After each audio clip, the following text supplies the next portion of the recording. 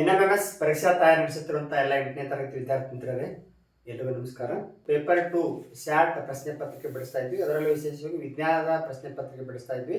ನಿನ್ನೆ ಭೌತಶಾಸ್ತ್ರದ ಪ್ರಶ್ನೆ ಬಿಡಿಸಿದ್ವಿ. ಇವತ್ತು ನಾವು ರಸಾಯನಶಾಸ್ತ್ರಕ್ಕೆ ಸಂಬಂಧಪಟ್ಟಂತ ಪ್ರಶ್ನೆಗಳು ಯಾವ ತರ ಇರ್ತವೆ ಅನ್ನೋದನ್ನ ನೋಡೋಣ. ಇಲ್ಲಿ ಮುಖ್ಯವಾಗಿ ಗಮನಿಸಬೇಕಾಗಿರೋದು ಏನಂದ್ರೆ, ನೀವು ಕಳೆದ ವರ್ಷದ ಟೆಕ್ಸ್ಟ್ ಬುಕ್ ಗಳು ಅಂದ್ರೆ 2 ವರ್ಷದಿಂದ ಏನು ಟೆಕ್ಸ್ಟ್ ಬುಕ್ ಇತ್ತು, ಈ ವರ್ಷ ಏನು ಬದಲಾವಣೆ ಆಗಿತ್ತು ಅಂದ್ರೆ, ಮೊದಲಿಗೆ ಒಟ್ಟು 18 ಅಧ್ಯಾಯಗಳಿತ್ತು. ಈಗ ಏನು ಮಾಡಿದಾರೆ ಅಂದ್ರೆ 5 ಅಧ್ಯಾಯಗಳನ್ನು ಕಡಿತಗೊಳಿಸಿ ಬರೀ 13 ಅಧ್ಯಾಯಗಳು ಮಾತ್ರ ಇದಾವೆ. ಹಾಗಾಗಿ ಕಳೆದ ವರ್ಷದ ಪ್ರಶ್ನೆ ಪತ್ರಿಕೆಯಲ್ಲಿ ಈ ವರ್ಷ ಏನು ತೆಗೆದು ಹಾಕಿದಾರಲ್ಲ ಆ ಅಧ್ಯಾಯದ ಮೇಲೆ ಪ್ರಶ್ನೆ ಕೂಡ ಇದಾವೆ. ಹಾಗಾಗಿ ನೀವು ಈ ಎಲ್ಲ 13 ಅಧ್ಯಾಯವನ್ನು ಸ್ಟಡಿ ಮಾಡಿ ಆದಮೇಲೆ ಕಳೆದ ವರ್ಷ ಅಂದ್ರೆ ಕಳೆದ 2 ವರ್ಷಗಳ ಹಿಂದೆ ಯಾವ ಪಾಠಗಳಿದ್ದವಲ್ಲ, ಉದಾಹರಣೆಗೆ ಸಂಶ್ಲೇಷಿತ ಎಳೆಗಳು ಮತ್ತು ಪ್ಲಾಸ್ಟಿಕ್, ಇಂಥವು ಪಾಠಗಳನ್ನು ಮತ್ತೊಂದು ಸರಿ ಓದ್ಕೊಂಡ್ರೆ ಭಾಳ ಬೆಟ್ರ್.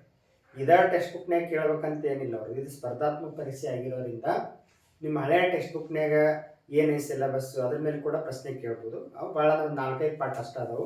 ಅದಕ್ಕೆ ಫಸ್ಟ್ ಕೆಲಸ ಏನಂದ್ರೆ, ನೀವು ಈ 2 ವಿಜ್ಞಾನ ಭಾಗ 1 ಭಾಗ 2 ಟೆಕ್ಸ್ಟ್ ಬುಕ್ನಾಗಿಂದು ಎಲ್ಲ 13 ಅಧ್ಯಾಯ ಸ್ಟಡಿ ಮಾಡಿ. ಮೊದಲನೇ ಪ್ರಶ್ನೆ ಅಂದ್ರೆ 13ನೇ ಪ್ರಶ್ನೆ, ಉಣ್ಣೆ ಉತ್ಪಾದನೆಗೆ ಸಂಬಂಧಿಸಿದಂತೆ ಇವುಗಳಲ್ಲಿ ಸರಿಯಾದ ಹೇಳಿಕೆ ಎಂದರೆ. ಇದು ಸಂಶ್ಲೇಷಿತ ಎಳೆಗಳು ಮತ್ತು ಪ್ಲಾಸ್ಟಿಕ್ ಅಂತೇಳಿ ಹಳೆ ಟೆಕ್ಸ್ಟ್ ಬುಕ್ನಾಗ ಇರುವಂಥ ಪಾಠ. ಭಾಳ ಚೆನ್ನಾಗಿರುವಂಥ ಪಾಠ, ಭಾಳ ಈಸಿ ಇರುವಂಥ ಪಾಠ. ನೀವು ನಾಲೆಜ್ಗೋಸ್ಕರ ಓದಿದ್ರೆ ನಿಮಗೆ ಮಾಹಿತಿನೂ ಗೊತ್ತಾಗ್ತದೆ, ಜೊತೆಗೆ ಇಂಥ ಸ್ಪರ್ಧಾತ್ಮಕ ಪರೀಕ್ಷೆ ಕೂಡ ಹೆಲ್ಪ್ ಆಗುತ್ತೆ.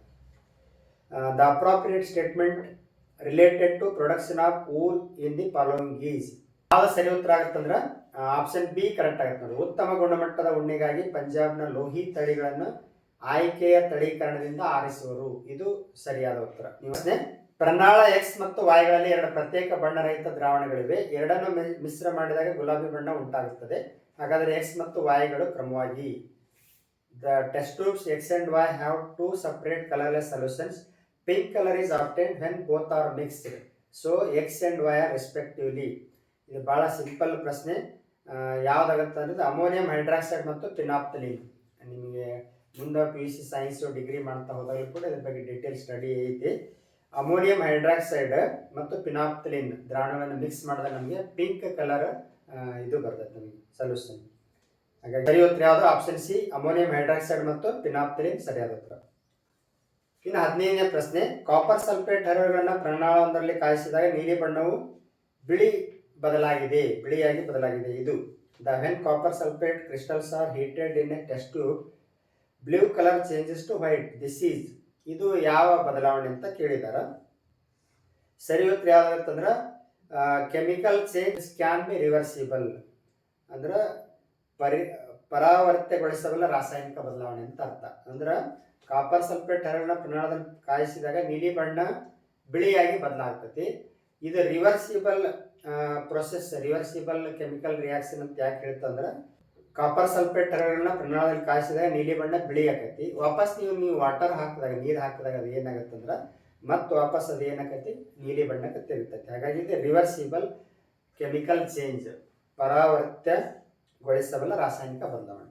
16ನೇ ಪ್ರಶ್ನೆ, ಎಕ್ಸ್ ಎಂಬ ಸಂಶ್ಲೇಷಿತ ಎಳೆಯನ್ನು ಹತ್ತಿಯೊಂದಿಗೆ ಸೇರಿಸಿ ಬೆಡ್ಶೀಟ್ ಮತ್ತು ಉಣ್ಣೆಯೊಂದಿಗೆ ಸೇರಿಸಿದಾಗ ನೆಲಹಾಸು ತಯಾರಿಸಬಹುದು. ಹಾಗಾದರೆ ಎಕ್ಸ್ ಎಂಬುದು ಏನು? A synthetic fiber X is used to prepare bedsheet when added to cotton and carpet when added to wool. Then X is. ಇದು ಕೂಡ ಸಂಶ್ಲೇಷಿತ ಎಳೆಗಳು ಮತ್ತು ಪ್ಲಾಸ್ಟಿಕ್ ಹಳೆ ಟೆಕ್ಸ್ಟ್ ಬುಕ್ನಾಗ ಇರುವಂಥ ಸಮಸ್ಯೆ. ಭಾಳ ಸಿಂಪಲ್. ರೇಯಾನ್ ಬಗ್ಗೆ ಒಂದು ಪ್ಯಾರಾದಷ್ಟು ಮಾಹಿತಿ ಕೊಟ್ಟಿದ್ದಾರೆ. ಇದು ಕೃತಕ ರೇಷ್ಮೆ ಅಂತ ಕರಿತೇವೆ ನಾವು ರೇಯಾನನ್ನು. ಹಾಗಾಗಿ ಆಪ್ಷನ್ ಎ ರೇಯಾನ್ ಸರಿಯಾಗುತ್ತಾರೆ. 17ನೇ ಪ್ರಶ್ನೆ, ಇಲ್ಲಿ ಕೊಟ್ಟಿರೋ ಪ್ರಯೋಗದ ಜೋಡಣೆಯನ್ನು ಗಮನಿಸಿ. ಪಾಪ್ ಶಬ್ದದಿಂದ ಉರಿಯುವ ಅನಿಲವನ್ನು ಪಡೆಯಬೇಕಾದ್ರೆ ಪಿ ಮತ್ತು ಕ್ಯೂಳು ಕ್ರಮವಾಗಿ. Observe the experimental setup given here to get a gas burning with a pop sound. P and Q respectively are. ನೋಡಿ ಯಾವ್ದಾಗುತ್ತಂದ್ರೆ ಇಲ್ಲಿ ಅದು ಅಲ್ಯೂಮಿನಿಯಂ, ಕ್ಯೂ ಅಂದ್ರೆ ಸೋಡಿಯಂ ಹೈಡ್ರಾಕ್ಸೈಡ್. ಅಲ್ಯೂಮಿನಿಯಂ ಜೊತೆ ಸೋಡಿಯಂ ಹೈಡ್ರಾಕ್ಸೈಡ್ ಮಿಕ್ಸ್ ಆದಾಗ ಕೆಮಿಕಲ್ ರಿಯಾಕ್ಷನ್ ಏನಾಗುತ್ತಂದ್ರೆ, ಕೆಮಿಕಲ್ ರಿಯಾಕ್ಷನ್ ಸೋಡಿಯಂ ಅಲ್ಯೂಮಿನೇಟ್ ಮತ್ತು hydrogen gas produce ಆದಾಗ ಅದು ಆಕ್ಸಿಜನ್ ಜೊತೆ ಹೈಲಿ ರಿಯಾಕ್ಟ್ ಆಗಿ ಏನಾಗುತ್ತಂದ್ರೆ ಪಾಪ್ ಸೌಂಡ್ ಬರ್ತೈತೆ. ಅದು ಎಕ್ಸ್ಪ್ಲೋಡ್ ಅಂದ್ರೆ ಸ್ಫೋಟಗೊಂಡಂತ ಸೌಂಡ್ ಬರ್ತೈತೆ, ಪಾಪ್ ಸೌಂಡ್. ಹಾಗಾಗಿ ಯಾವ ಸರಿ ಅಂತಂದ್ರೆ ಆಪ್ಷನ್ ಸಿ, ಪಿ ಅಂದ್ರೆ ಎ ಅಲ್ಯೂಮಿನಿಯಂ, ಕ್ಯೂ ಅಂದ್ರೆ NaOH ಸೋಡಿಯಂ ಹೈಡ್ರಾಕ್ಸೈಡ್. ಇದು ಸರಿಯಾದ ಉತ್ತರ. 18ನೇ ಪ್ರಶ್ನೆ, ವ್ಯಕ್ತಿಯೊಬ್ಬ ಡಿಸೆಂಬರ್ ತಿಂಗಳಲ್ಲಿ ಸಿಮ್ಲಾಕ್ಕೆ ಭೇಟಿ ಕೊಡಲು ನಿರ್ಧರಿಸಿದ್ದಾನೆ. ಅಲ್ಲಿನ ವಾತಾವರಣಕ್ಕೆ ಹೊಂದಿಕೊಳ್ಳಲು ಅವನು ಕೊಂಡೊಯ್ಯಲೇಬೇಕಾದ ಕೆಲವು ಬಟ್ಟೆಗಳು ಈ ಎಳೆಯಿಂದ ಮಾಡಲ್ಪಟ್ಟಿರಬೇಕು. Nylon, melamine, acrylic, terylene. ನೋಡ್ರಿ, ಇದು ಸಂಶ್ಲೇಷಿತ ಎಳೆಗಳು ಮತ್ತು ಪ್ಲಾಸ್ಟಿಕ್ ಅಂದ್ರೆ 3 ಪ್ರಶ್ನೆ ಕೇಳಿದ್ದಾರೆ ಈ ಪಾಠದ ಮೇಲೆ. ಸಬ್ಜೆಕ್ಟ್ ಒಂದು 12-13 ಪ್ರಶ್ನೆಯೊಳಗೆ 3 ಪ್ರಶ್ನೆ ಒಂದೇ ಪಾಠದ ಮೇಲೆ ಕೇಳಿದ್ದಾರೆ. ಹಾಗಾಗಿ ಎಲ್ಲ ಪಾಠನೂ ಕೂಡ ನೀವು ತುಂಬ ಚೆನ್ನಾಗಿ ಓದಿ ಅರ್ಥೈಸ್ಕೋಬೇಕು. ಯಾವುದೊಂದು ಪಾಠ ಬಿಟ್ಟಿರ್ತೀರಿ ಅದೇ ಪಾಠದ ಮೇಲೆ 3 ಪ್ರಶ್ನೆ ಕೇಳಿಬಿಟ್ರೆ 3 ಪ್ರಶ್ನೆ ಹೋಗಿಬಿಡ್ತಾರೆ. ಅದಕ್ಕೆ ಪ್ರತಿ ಪಾಠನೂ ಕೂಡ ಕ್ಲೀನಾಗಿ ಅಬ್ಸರ್ವ್ ಮಾಡಿ ಓದಿ ಅರ್ಥೈಸ್ಕೊಂಡ್ರೆ ಅದ್ರ ಮೇಲೆ 3 ಇಲ್ಲ 4 ಪ್ರಶ್ನೆ 5 ಪ್ರಶ್ನೆ ಕೊಟ್ಟರು ಕೂಡ ಸುಲಭವಾಗಿ ಉತ್ತರಿಸ್ಬೇಕು. ಅದಕ್ಕೆ ಸಂಶ್ಲೇಷಿತ ಎಳೆಗಳು ಮತ್ತು ಪ್ಲಾಸ್ಟಿಕ್ ಅನ್ನುವಂಥ ಪಾಠದಲ್ಲಿ 3 ಪ್ರಶ್ನೆ ಕೇಳಿದ್ದಾರೆ.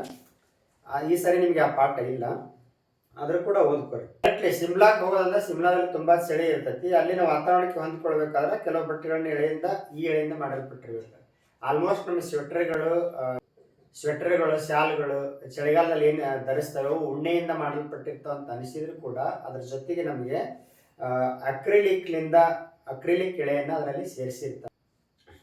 ಅಲ್ಲಿನ ವಾತಾವರಣಕ್ಕೆ ಹೊಂದಿಕೊಳ್ಳಲು ಅವನು ಕೊಂಡೊಯ್ಯಲೇಬೇಕಾದ ಕೆಲವು ಬಟ್ಟೆಗಳು ಯಾವುದಂದ್ರೆ ಅಕ್ರಿಲಿಕ್ ಎಳೆಯಿಂದ ಮಾಡಲ್ಪಟ್ಟಿರಬೇಕು. ಉಣ್ಣೆಯ ಜೊತೆಗೆ ಅಕ್ರಿಲಿಕ್ ಎಳೆಯನ್ನು ಮಿಕ್ಸ್ ಮಾಡಿರ್ತಾರೆ. ಹಾಗಾಗಿ ಆಪ್ಷನ್ ಸಿ ಅಕ್ರಿಲಿಕ್ ಸರಿಯಾದ ಉತ್ತರ.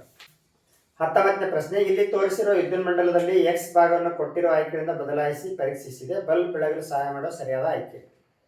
ಅಂದರೆ ಇಲ್ಲಿ ಎಕ್ಸ್ ಭಾಗವನ್ನು ಬದಲಿಸಿ ಈ ಕೆಳಗಿನ ಯಾವುದನ್ನ ಜೋಡಿಸಿದ್ರೆ ನಮಗೆ ಬಲ್ಬ್ ಬೆಳಗಲು ಸಹಾಯ ಆಗುತ್ತೆ ಅಂತ ಕೇಳಿದ್ದಾರೆ. ಇಲ್ಲಿ ಕಲ್ಲಿದ್ದಲು, ಗ್ರಾಫೈಟ್, ಸಲ್ಫರ್, ವಜ್ರ, ಕೋಲ್, ಗ್ರಾಫೈಟ್, ಸಲ್ಫರ್, ಡೈಮಂಡ್ ಅಂತ ಕೊಟ್ಟಿದ್ದಾರೆ. ಸರಿ ಉತ್ತರ ಯಾವ್ದಾಗುತ್ತೆ ಅಂದ್ರೆ ಗ್ರಾಫೈಟ್ ಆಗುತ್ತೆ. ಯಾಕಂದ್ರೆ graphite is A good conductor of both electricity and heat. Graphite ಅನ್ನುವಂಥದ್ದು ವಿದ್ಯುತ್ ಮತ್ತು ಉಷ್ಣದ ಅತ್ಯುತ್ತಮ ವಾಹಕ ಆಗಿರೋದ್ರಿಂದ ಅಲ್ಲಿ ನಾವು ಗ್ರಾಫೈಟ್ ಜೋಡಿಸೋದ್ರಿಂದ, ಗ್ರಾಫೈಟ್ನ ಎರಡು ತುದಿಗಳಿಗೆ ಜೋಡಿಸೋದ್ರಿಂದ ಬಲ್ಬ್ ಬೆಳಗಲು ಸಹಾಯ ಆಗುತ್ತೆ. ಆಪ್ಷನ್ ಬಿ ಗ್ರಾಫೈಟ್ ಸರಿಯಾಗುತ್ತೆ. 20ನೇ ಪ್ರಶ್ನೆ, ಇದು ಕಲ್ಲಿದ್ದಲು ಮತ್ತು ಪೆಟ್ರೋಲಿಯಂ ಅನ್ನುವಂಥ ಪಾಠಕ್ಕೆ ಸಂಬಂಧಪಟ್ಟದ್ದು. ಪೆಟ್ರೋಲಿಯಂಗೆ ಸಂಬಂಧಿಸಿದ ಕೊಟ್ಟಿರುವ ಹೇಳಿಕೆಗಳನ್ನು ಗಮನಿಸಿ. ನೋಡಿ, ಇಲ್ಲಿ 4 ಹೇಳಿಕೆ ಕೊಟ್ಟಿದ್ದಾರೆ. ಕೆಳಗೆ ಏನು ಕೊಟ್ಟಿದ್ದಾರೆ? ಸರಿಯಾದ ಅಂದ್ರೆ ಟ್ರೂ ಯಾವುದು ಮತ್ತು ತಪ್ಪಾದ ಫಾಲ್ಸ್ ಯಾವುದು, ಈ ಹೇಳಿಕೆಗಳನ್ನು ಸರಿಯಾಗಿ ಪ್ರತಿನಿಧಿಸಿದ್ದಾರೆ.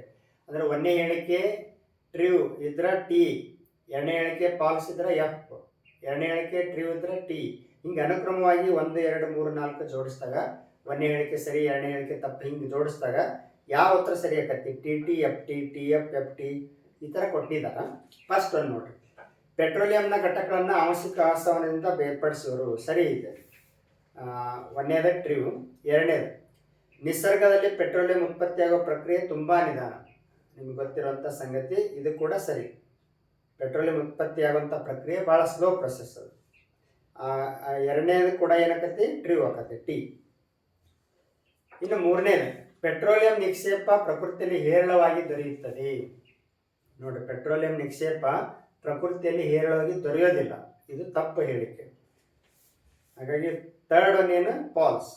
4th ಒನ್, ಪೆಟ್ರೋಲಿಯಂ ಘಟಕಗಳ ದಹನ ವಾಯುಮಾಲಿನ್ಯದ ಪ್ರಮುಖ ಕಾರಣ. ಇದು ಕೂಡ ಕರೆಕ್ಟ್ ಐತಿ. ಪೆಟ್ರೋಲಿಯಂ ಘಟಕಗಳ ದಹನ, ಅದನ್ನು ಉರಿಸೋದ್ರಿಂದ ವಾಯುಮಾಲಿನ್ಯ ಆಗೋದಕ್ಕೆ ಪ್ರಮುಖ ಕಾರಣ ಆಗುತ್ತೆ. 4th ಒನ್ ಕೂಡ ಸರಿ. ಹಾಗಾಗಿ ಅನುಕ್ರಮವಾಗಿ ಟಿ ಟಿ ಎಫ್ ಟಿ ಜೋಡಿಸಿದಾಗ ಏನಾಕತಿ? 3ನೇ ಹೇಳಿಕೆ ಮಾತ್ರ ತಪ್ಪೈತಿ. ಹಾಗಾಗಿ option A T T F T ಸರಿಯಾದ ಉತ್ತರ. ನೆಕ್ಸ್ಟ್ 21ನೇ ಪ್ರಶ್ನೆ, ಇದು ಕೂಡ ಅದೇ ಪಾಠದಲ್ಲಿ ಬರುವಂಥ ಪ್ರಶ್ನೆ. ಪೆಟ್ರೋಲಿಯಂನ ಘಟಕಗಳು ಮತ್ತು ಅವುಗಳ ಉಪಯೋಗಗಳನ್ನು ನೀಡಿರುವ ಪಟ್ಟಿಗಳನ್ನು ಗಮನಿಸಿ, ಹೊಂದಿಸಿ ಬರೆಯಬೇಕು. ಇಲ್ಲಿ ಇಷ್ಟೊಳಗೆ ನಿಮ್ಗೆ ಯಾವ್ದಾರ ಒಂದು ಗೊತ್ತಿದ್ರು ಕೂಡ ಸುಲಭವಾಗಿ ಕಂಡುಹಿಡಿಯೋದು. ನನಗೀಗ ಪ್ಯಾರಾಫಿನ್ ಅಂದ್ರೆ ಮುಲಾಮುಗಳನ್ನು ತಯಾರಿಸೋದಕ್ಕೆ ಬಳಸ್ತಾರೆ. ಹಾಗಾಗಿ ಅದನ್ನು ನಾನು ಡಿ 5ನೇ ಆಯ್ಕೆ ಅಂತ ಗೊತ್ತಾಯ್ತು ನನಗೆ. ಈ ಕಡೆ ನೋಡಿದ್ರೆ ನಮ್ಮ ಡಿ 5ನೇ ಆಯ್ಕೆ ಇರೋದು ಆಪ್ಷನ್ ಸಿ ಒಂದೈತೆ ನೋಡ್ರಿ. ಅಂದರೆ ಎ 3 ಪೆಟ್ರೋಲು ಶುಷ್ಕವಾಗಿರ್ತದ ದ್ರಾವಕ, ಬಿ 2 ಬಿಟುಮಿನ್ ಬಣ್ಣಗಳು, ಸಿ ಡೀಸೆಲ್ 4 ವಿದ್ಯುಜ್ಜನಕ ಇಂಧನ, ಡಿ ಪ್ಯಾರಾಫಿನ್ ಏನು ಮುಲಾಮುಗಳು. ಇದು ಸರಿಯಾದ ಹೊಂದಾಣಿಕೆ. 22ನೇ ಪ್ರಶ್ನೆ, ಒಂದು ನಗರದ ವಾತಾವರಣದಲ್ಲಿ ಕಳೆದ ಕೆಲ ವರ್ಷಗಳಿಂದ ಏರಿಕೆಯಾಗಿರೋ 2 ಅನಿಲಗಳನ್ನು ಕೋಷ್ಟಕದಲ್ಲಿ ಗಮನಿಸಿ. ಸಲ್ಫರ್ ಡೈಆಕ್ಸೈಡ್ 2017ರಾಗ 7 ppm ಇತ್ತು, ಪಾರ್ಟ್ಸ್ ಪರ್ ಮಿಲಿಯನ್ ಅಂತ ಕರಿತೀವಿ. 2018ರಲ್ಲಿ 16 ppm ಆಗೈತಿ, ಏರಿಕೆ ಆಗೈತಿ. ಇನ್ನು ನೈಟ್ರೋಜನ್ ಆಕ್ಸೈಡ್ಗಳು NO2 2017ರಾಗ 61 ppm ಪಾರ್ಟ್ಸ್ ಪರ್ ಮಿಲಿಯನ್ ಇತ್ತು, 2018ರಲ್ಲಿ 73 ಪಾರ್ಟ್ಸ್ ಪರ್ ಮಿಲಿಯನ್ ಆಗೈತಿ. ಇದನ್ನು ಗಮನಿಸಿದರೆ ನೀವು ಈ ಅಪಾಯಕಾರಿ ಅನಿಲಗಳನ್ನು ಕಡಿಮೆ ಮಾಡಲು ನೀವು ಸೂಚಿಸುವ ವಿಧಾನ ಯಾವುದು? ಅಂದರೆ ಇಲ್ಲಿ ಈ ಸಲ್ಫರ್ ಡೈಆಕ್ಸೈಡ್ ಆಗಲಿ ನೈಟ್ರೋಜನ್ ಆಕ್ಸೈಡ್ಗಳು ಎಲ್ಲಿ ಅಂದರೆ ವಾತಾವರಣ ಮಲಿನ ಆಗೋದಕ್ಕೆ ಏನು ನಾವು ವಾಹನಗಳಲ್ಲಿ ಬಳಸುವಂಥ ಇಂಧನಗಳು ದಹಿಸಿದಾಗ ಮ್ಯಾಕ್ಸಿಮಮ್ ಟಾಕ್ಸಿಕ್ ಇರುವಂಥ ಅನಿಲಗಳು ಬಿಡುಗಡೆ ಆಗ್ತಾವೆ. ಇವು ಪವರ್ ಪ್ಲಾಂಟ್ ಇಂಧನ ಕೂಡ ಉತ್ಪತ್ತಿ ಆಗ್ತವೆ. ಇದನ್ನು ನಾವು ಕಡಿಮೆ ಮಾಡ್ಬೇಕಾದ್ರೆ ವಾಹನ ಇಂಧನವಾಗಿ CNG ಬಳಕೆ ಮಾಡ್ಕೋಬೇಕು. ಅಂದ್ರೆ ಕಂಪ್ರೆಸ್ಡ್ ನ್ಯಾಚುರಲ್ ಗ್ಯಾಸ್ ಅಂತ ಕರಿತೀವಿ ನಾವು. ಅದನ್ನು ನಾವು ವಾಹನದಲ್ಲಿ ಇಂಧನವಾಗಿ ಬಳಕೆ ಮಾಡ್ಕೊಂಡ್ರೆ ಏನಾಗುತ್ತೆ ಅಂದ್ರೆ ಲೆಸ್ ಟಾಕ್ಸಿಕ್ ಇರ್ತಾವೆ. CNG ಅಂದ್ರೇನು ಕಡಿಮೆ ವಿಷ ಅನಿಲ ಹೊಂದಿರ್ತಾವೆ. ಹಾಗಾಗಿ ಆಪ್ಷನ್ ಡಿ ವಾಹನ ಇಂಧನವಾಗಿ CNG ಬಳಕೆ ಸರಿ ಉತ್ತರ. 23ನೇ ಪ್ರಶ್ನೆ, ಇವುಗಳಲ್ಲಿ ಉಷ್ಣ, ಬೆಳಕು ಮತ್ತು ಶಬ್ದಗಳೊಂದಿಗೆ ಹೆಚ್ಚಿನ ಪ್ರಮಾಣದ ಅನಿಲವನ್ನು ಉತ್ಪತ್ತಿ ಮಾಡುವ ಕ್ರಿಯೆ. ಸರಿ ಉತ್ತರ ಯಾವುದಂದ್ರೆ ಉಷ್ಣ, ಬೆಳಕು, ಶಬ್ದಗಳೊಂದಿಗೆ ಹೆಚ್ಚಿನ ಪ್ರಮಾಣದಲ್ಲಿ ಅನಿಲವನ್ನು ಉತ್ಪತ್ತಿ ಮಾಡುವಂಥ ಕ್ರಿಯೆ ಯಾವುದಂದ್ರೆ ಆಪ್ಷನ್ ಬಿ ಆಗುತ್ತೆ ನೋಡ್ರಿ. ಸೋಡಿಯಂ ಚೂರನ್ನು ನೀರಿಗೆ ಹಾಕ್ಬೋದು. ಸೋಡಿಯಂ ಹೈಲಿ ರಿಯಾಕ್ಟಿವ್ ಎಲಿಮೆಂಟ್ ಅದು. ಅಂದ್ರೆ ನೀರು ಮತ್ತು ಗಾಳಿಯೊಂದಿಗೆ ಭಾಳ ಹೈಲಿ ರಿಯಾಕ್ಟಿವ್ ಇರ್ತೈತಿ. ಆಕ್ಸಿಜನ್ ಜೊತೆ ಮತ್ತು ನೀರಿನೊಂದಿಗೆ ಹೈಡ್ರೋಜನ್ ಜೊತೆ ಭಾಳ ರಿಯಾಕ್ಟಿವ್ ಇರೋದ್ರಿಂದ ಅದನ್ನು ನಾವು ಸೋಡಿಯಂನ್ನು ಎದುರಾಗಿ ಇಟ್ಟಿರ್ತಂದ್ರೆ ಕೆರೋಸಿನ್ ಒಳಗೆ ಇಟ್ಟಿರ್ತಾರೆ, ಸಿಮೆಣ್ಣೆಯಲ್ಲಿ ಇಟ್ಟಿರ್ತಾರೆ. ಯಾಕಂದ್ರೆ ನೀರಿನಾಗ ಇಟ್ಟರೆ ನೀರಿನ ಜೊತೆ ಹೈಲಿ ರಿಯಾಕ್ಟಿವ್ ಐತಿ ಮತ್ತು ಆಕ್ಸಿಜನ್ ಜೊತೆ ಕೂಡ ಹೈಲಿ ರಿಯಾಕ್ಟಿವ್ ಇರೋದ್ರಿಂದ ಅದು ನೀರಿನೊಳಗೆ ಹಾಕಿದಾಗ ಏನಾಗುತ್ತಂದ್ರೆ ಹೈಡ್ರೋಜನ್ ಗ್ಯಾಸ್ ರಿಲೀಸ್ ಆಗಿ ಅದು ಏನಾಗ್ತೈತೆ ಅಂದ್ರೆ ಭಾಳಷ್ಟು ಹೊಗೆ ಬರ್ತೈತೆ. ಅಂದ್ರೆ ಅಲ್ಲಿ ಭಾಳ ಹೈಲಿ ರಿಯಾಕ್ಷನ್ ಆಗೋದ್ರಿಂದ ನಮಗೇನಾಗುತ್ತೆ ಉಷ್ಣ, ಬೆಳಕು ಮತ್ತು ಶಬ್ದಗಳಿಂದ ಹೆಚ್ಚಿನ ಪ್ರಮಾಣದ ಅನಿಲವನ್ನು ಹೈಡ್ರೋಜನ್ ಗ್ಯಾಸನ್ನು ರಿಲೀಸ್ ಆಗುತ್ತೆ. ಹಾಗಾಗಿ ಆಪ್ಷನ್ ಬಿ ಸೋಡಿಯಂ ಚೂರನ್ನು ನೀರಿಗೆ ಹಾಕೋದು ಸರಿಯಾಗುತ್ತೆ. ಇಲ್ಲಿಗೆ ರಸಾಯನಶಾಸ್ತ್ರದ ಎಲ್ಲ ಪ್ರಶ್ನೆಗಳು ಮುಗಿದು ಮುಂದಿನ ಕೊನೆಯ ಸಂಚಿಕೆಯಲ್ಲಿ ನಾವು ಜೀವಶಾಸ್ತ್ರಕ್ಕೆ ಸಂಬಂಧಪಟ್ಟಂಥ ಅಷ್ಟು ಪ್ರಶ್ನೆಗಳನ್ನು ಚರ್ಚೆ ಮಾಡೋಣ. ಈ ಒಟ್ಟಾರೆಯಾಗಿ ನೀವು ಎಲ್ಲ ಪಾಠವನ್ನು ಓದಿಕೊಂಡು ಪಾಯಿಂಟ್ಸ್ ಮಾಡಿ ಇಟ್ಕೊಡಿ. ನಿಮಗೆ ಸ್ಕೋರ್ ಮಾಡೋದಕ್ಕೆ ಭಾಳಷ್ಟು ಹೆಲ್ಪ್ ಆಗುತ್ತೆ. ಇಷ್ಟು ಹೇಳ್ತಾ ಮುಂದಿನ ತರಗತಿಯಲ್ಲಿ ಸಿಗೋಣ. ಧನ್ಯವಾದ.